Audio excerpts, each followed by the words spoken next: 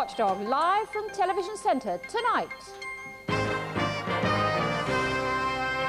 BT says it's cheap to talk. Watchdog says it's much cheaper to talk to its rivals. A feast on the packet, barely enough for two inside.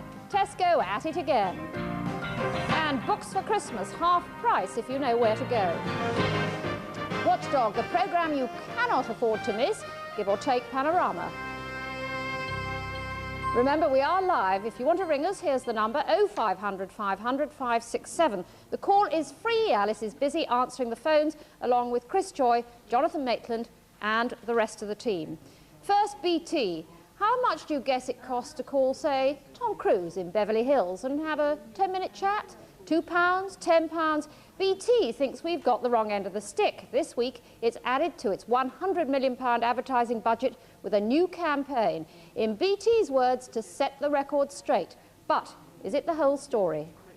With BT, how much is a 10-minute call to Hollywood this evening? I'd say about £15. 15, £20. £15? The actual cost is only £3.79, or less with one of BT's discount packages. This is very impressive. Yeah. Very impressive. I didn't think it would be so cheap. I'm shocked at that. Sure, you some did that before.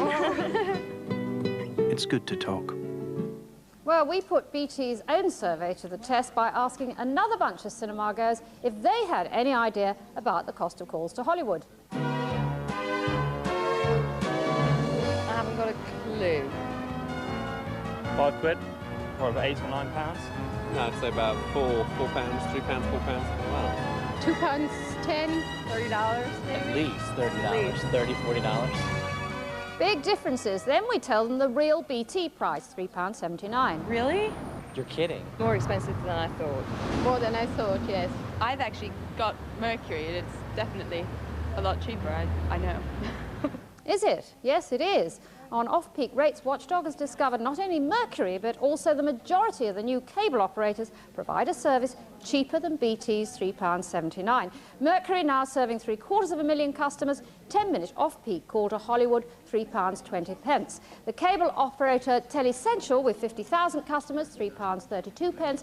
Bell Cable Media with 80,000 customers, cheaper again, £2.85. And 9X, it serves 200,000 customers, 10 minutes to Hollywood, £2.84.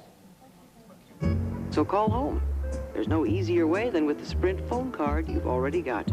You'll feel a lot better. And to give you some idea of the cost the other way, American Sprint charges $5.15, £3.34 for that same call, Hollywood to Britain, although the other two big operators, AT&T and MCI, charge more.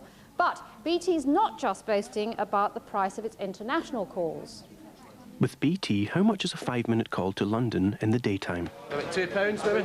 60 pence. 80 pence. The actual cost is just 49p, or less with one of BT's discount packages. That's very reasonable. It's unbelievable. That's fair, then. That's cheap. That's all right. It's not got very much to do with the price of fish, It's good to talk. Note those words less with one of BT's discount packages. What does that mean? Well, BT has 4 discount packages. 3 cost money to join. The most popular, Premier line, gives a 15% discount, but you pay £24 a year to belong to the scheme. And if you pay that, does it mean you save money in the long run? Which magazine has put BT's charges under the microscope? With the Premier Line scheme, you're not going to save any money unless you spend something like £65 a quarter on your calls. Once you're above that, you are saving money with Premier Line, but below that, you won't save. Which took 28 average household bills and found in 20 cases Mercury was cheaper. For phoning abroad, 10 out of the 13 cable operators were cheaper than BT's basic charge. 9X, which covers the North West and Surrey, was 30% cheaper than even BT's discount lines. And discount schemes, most of BT's competitors have them too, but they are free, unlike BT's Premier Line scheme. BT are making £6,000 profit per minute. They have something like 90% of the domestic telephone market, so they are a virtual monopoly.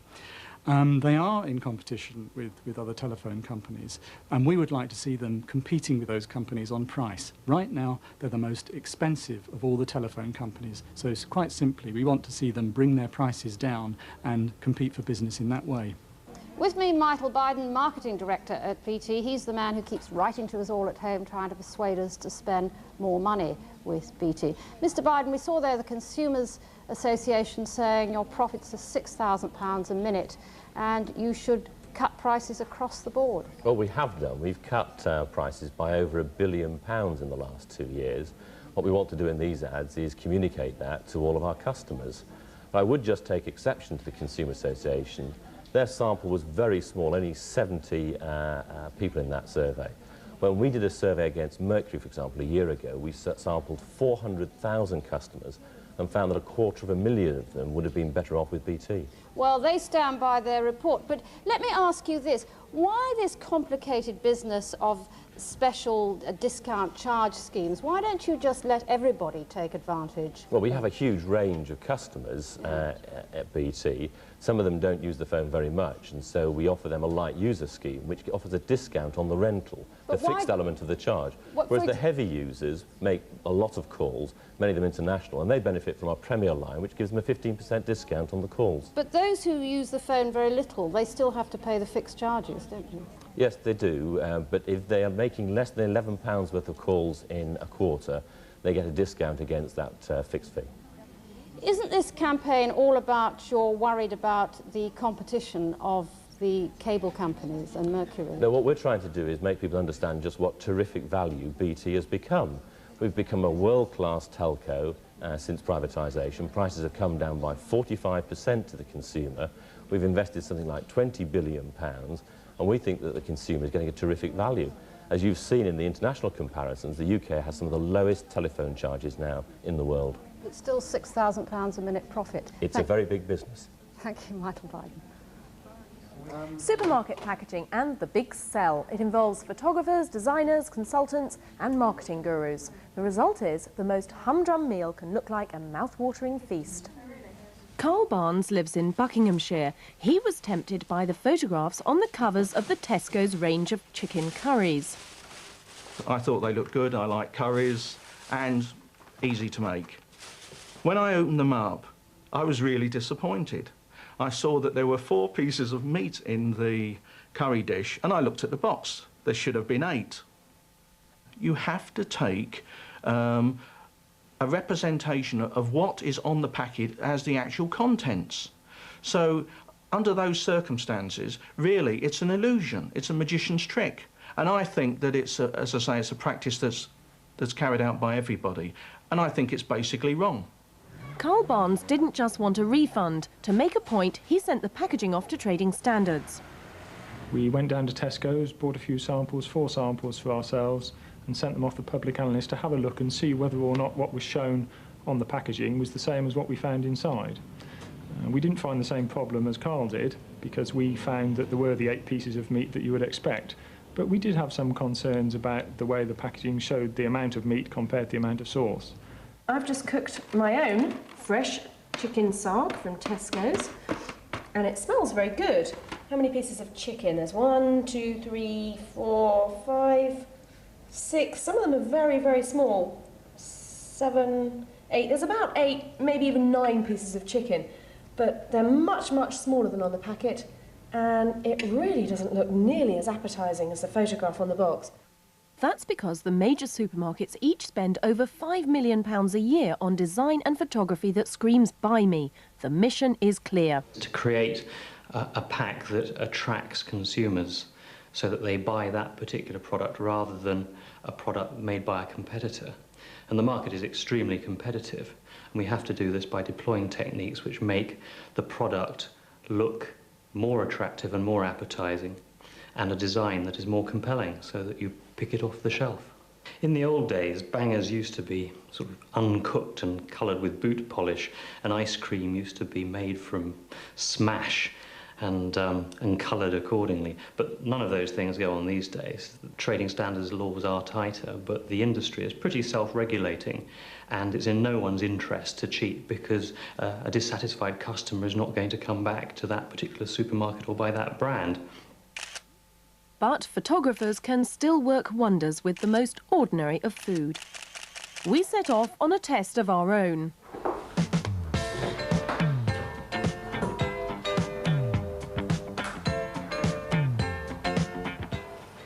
my rather sad-looking sponge. I've just taken it straight out of the packet, plonked it on a plate. I've done absolutely nothing to it.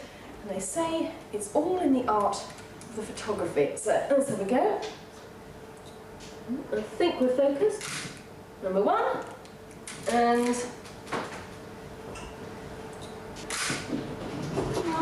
it's not bad, but I'm not sure if I saw those pictures on the packet, I would buy the cake. The professional's secret is to order lots of the product and pick the best. The cake is transformed by switching it to a tea plate instead of a dinner plate and pushing most of the cream and jam to the middle. Paul, this looks amazing. It really doesn't look like my sad little sponge anymore, does it? It's exactly the same cake with just a redistribution of its contents. A little bit of extra icing sugar? Yes, because we've only got one cake and I had to cover some cracks to try and make it look a bit better. It looks almost edible now. Well, if that's the way you feel, we'll shoot it. Great. Camera action, do it again. Action, do it again.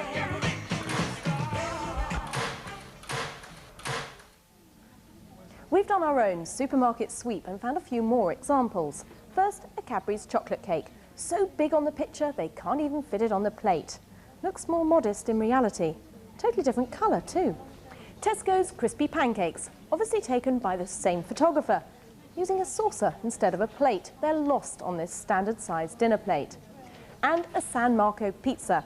On the package, 21 salami slices, just 9 on the real one. Yes, we really do count these things. Of course, any photographs on packets or in adverts that you find genuinely misleading are breaking the law. Aylesbury Trading Standards recently prosecuted the distributors of this mail order catalogue. They were offering this rather sumptuous pile of towels for just £19.99.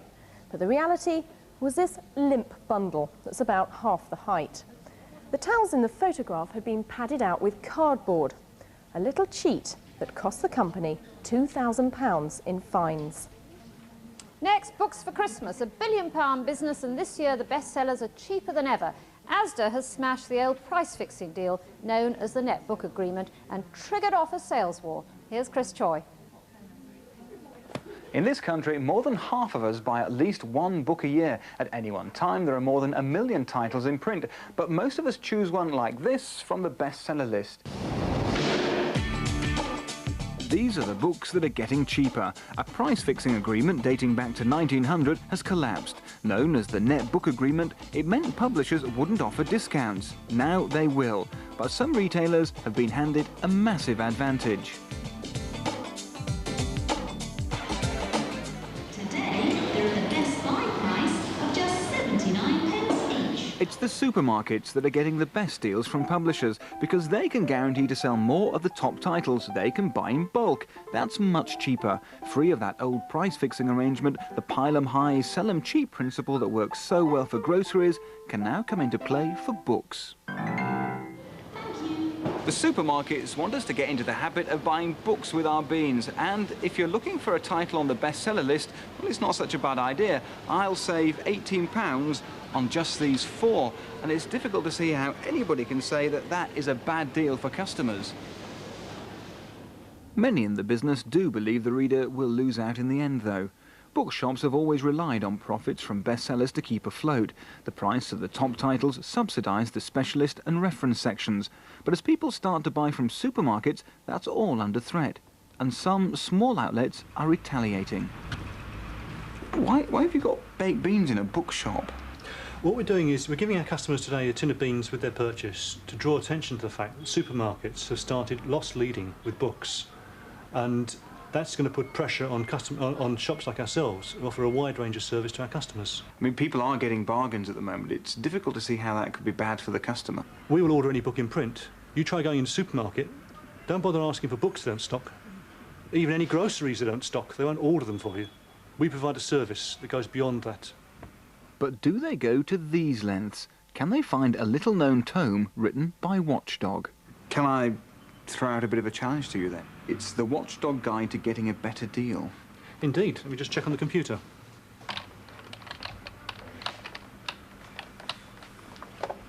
There we are. Watchdog Guide to Getting a Better Deal. So you can get it?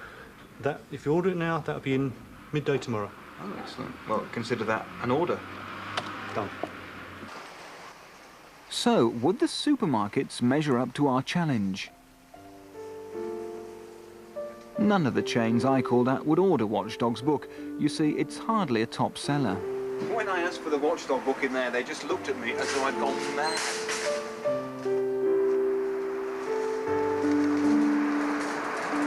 I hadn't even heard of it in there.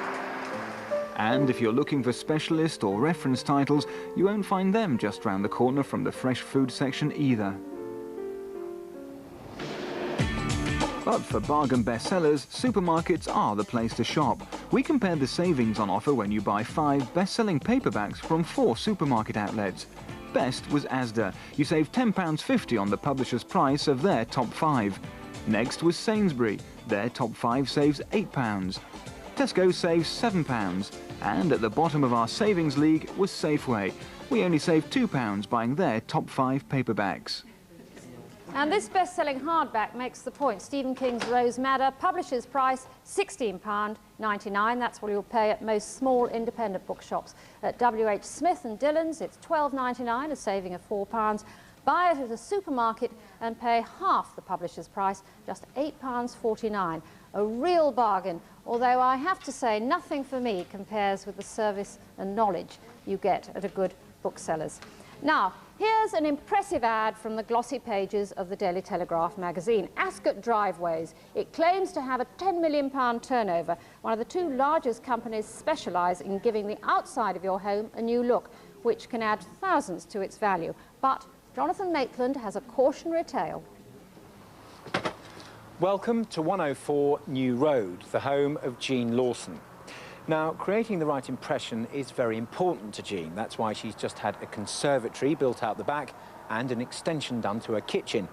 And that's why this summer she decided she wanted the very latest in home improvements, a fancy concrete drive to replace this.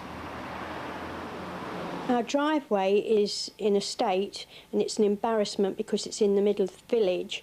And 6 months ago, we contacted Ascot Driveways and paid them £1,250 deposit. And they told us they were going to do it as soon as possible. No one has come and done anything to our driveway. It's still in the state it was. Ascot Driveways have done nothing at all, and they still have our money, which we could have used to have done other things to the house. And Jean's not the only one.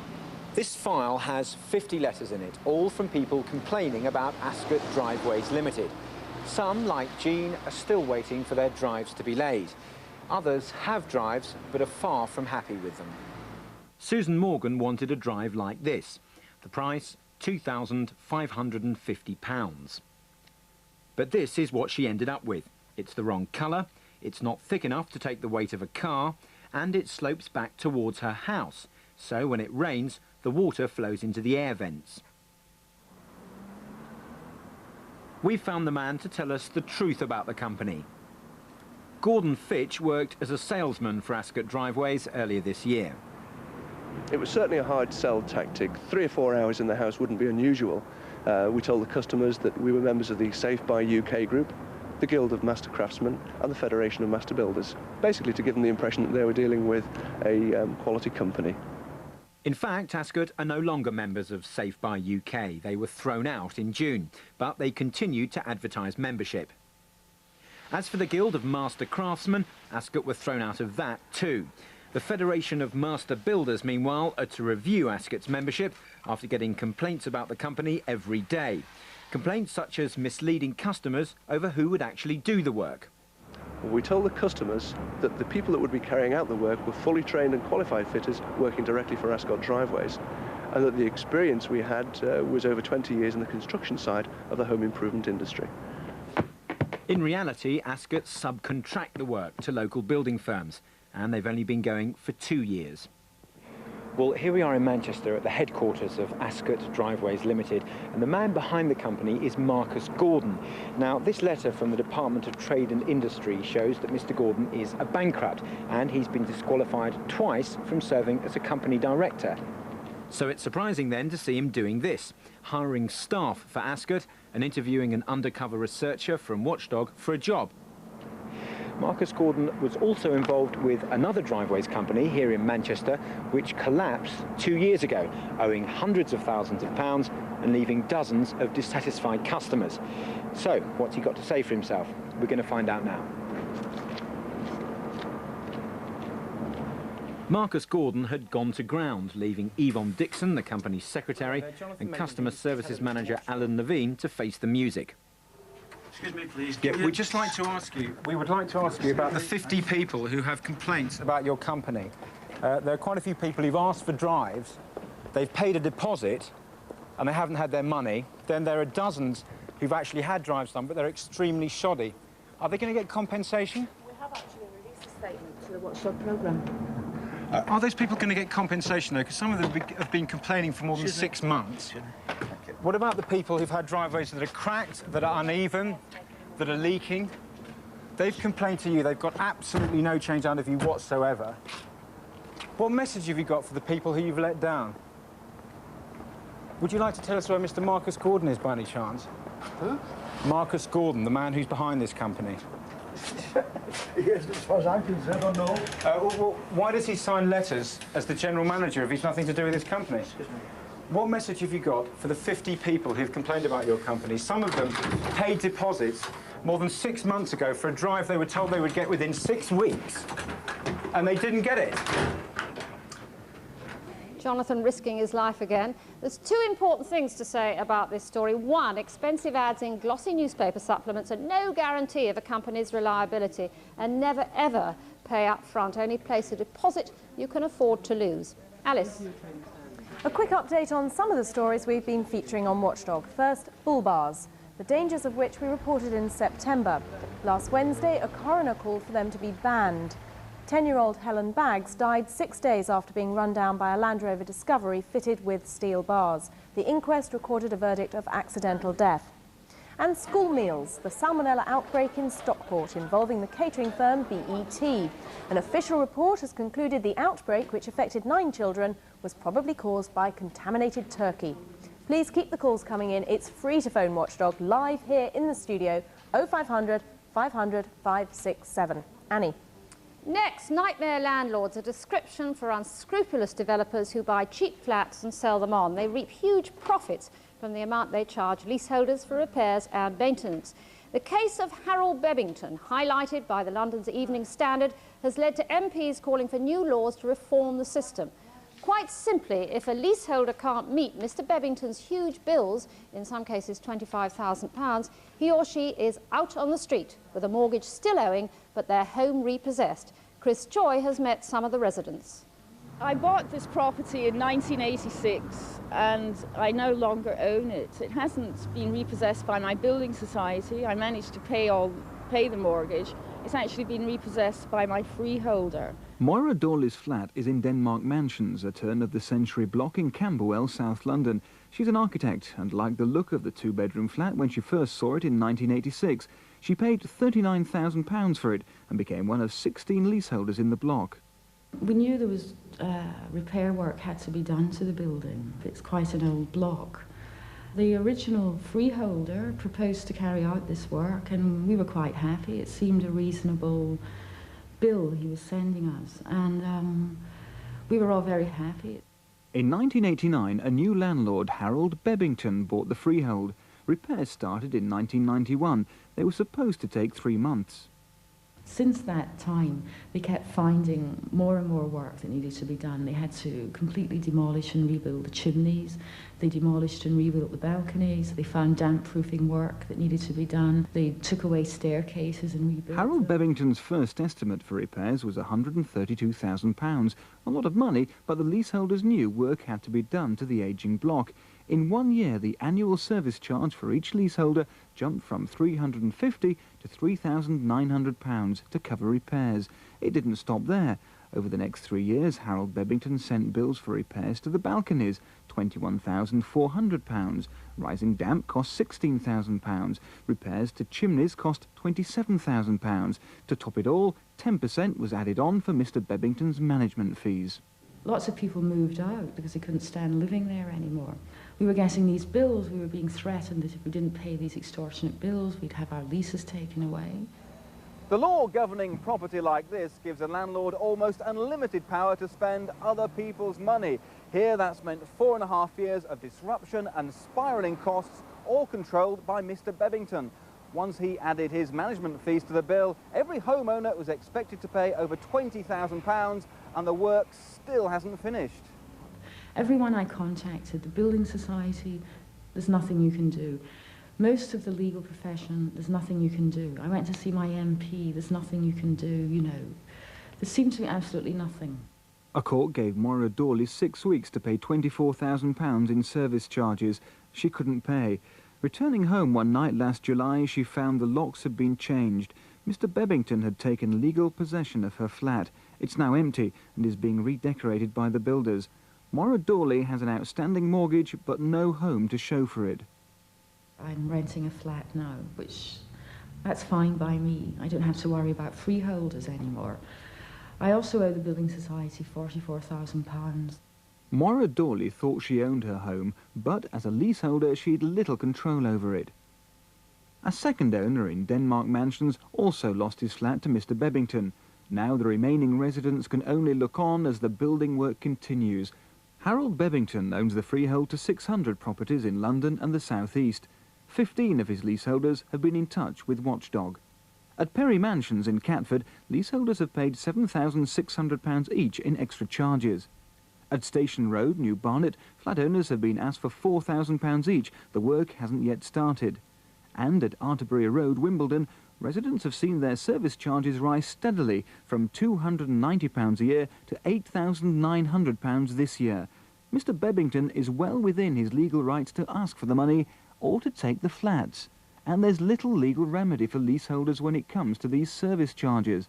The tenants would have to prove the charges and the cost of repairs were unreasonable, which means litigation.